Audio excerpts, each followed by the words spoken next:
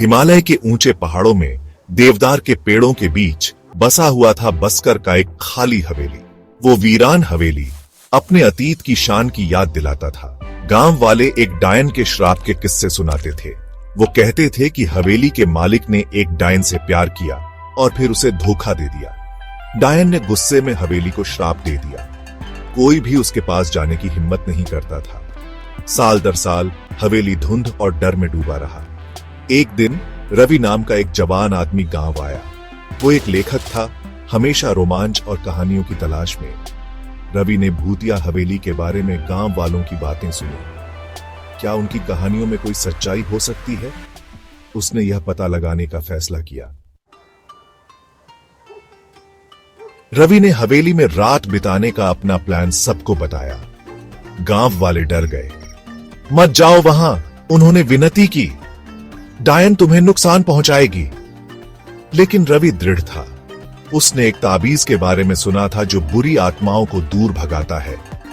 गांव की एक बुजुर्ग महिला के पास ऐसा ही एक ताबीज था। वो हिचकिचा रही थी, लेकिन रवि का दृढ़ संकल्प देखकर उसने उसे ताबीज दे दिया। जैसे ही सूरज डूबने लगा और गांव में लंबी लंबी परछाइयां पड़ने लगी, रवि हवेली की ओर चल पड़ा। वो अपने साथ एक बैग, एक टॉर्च और बुढ़िया का ताबीज ले गया। हर कदम के साथ वो तापमान में गिरावट महसूस कर सकता था। एक अजीब सी खामोशी ने उसे घेर लिया। उसने एक गहरी सांस ली और हवेली के टूटे हुए दरवाजे में कदम रखा। हवेली के अंदर की हवा भारी और ठंडी थी। हर जगह धूल जमी हुई थी। ऊंची छतों से मकड़ियों के जाले लटके हुए थे। रवि ने अपनी टॉर्च चारों ओर घुमाई, जिससे फीकी भव्यता और क्षय दिखाई दे रहा था। वो अपनी खुद की सांसों और अपने दिल की धड़कन की आवाज सुन सकता था। जैसे जैसे वो हवेली में आगे बढ़ रहा, उसे एक मौजूदगी का एहसास हुआ। ऐसा लग रहा था जैसे कोई उसे देख रहा है। अचानक एक ठंडी हवा ने एक दरवाजा बंद कर दिया। रवि घूम गया। उसका दिल जोरों से धड़क रहा था। उसने आवाज की ओर अपनी टॉर्च चमकाई, लेकिन उसे कुछ दिखाई नहीं दिया। उसने खुद को यह समझाने की कोशिश की कि यह सिर्फ हवा थी, लेकिन गहराई से वो जानता था कि कुछ गड़बड़ है।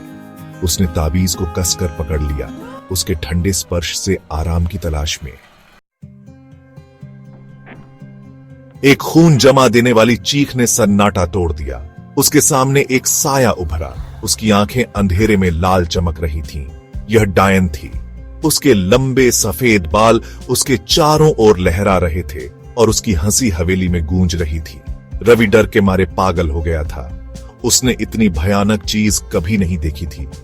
डायन ने अपने हाथ उठाए और ऊर्जा का एक बोल्ट उसकी ओर चला गया। ताबीज को याद करते हुए रवि ने उसे ऊपर उठा लिया। ताबीज तेज चमक उठा, डायन के हमले को रोक दिया। डायन गुस्से से चिल्लाई। वह रवि पर झपटी, लेकिन ताबीज की रोशनी ने उसे पीछे धकेल दिया। एक आखिरी ओग्लुशीटलनी रोने के साथ डायन गायब हो गई। हवेली सन्नाटे में डूब गई।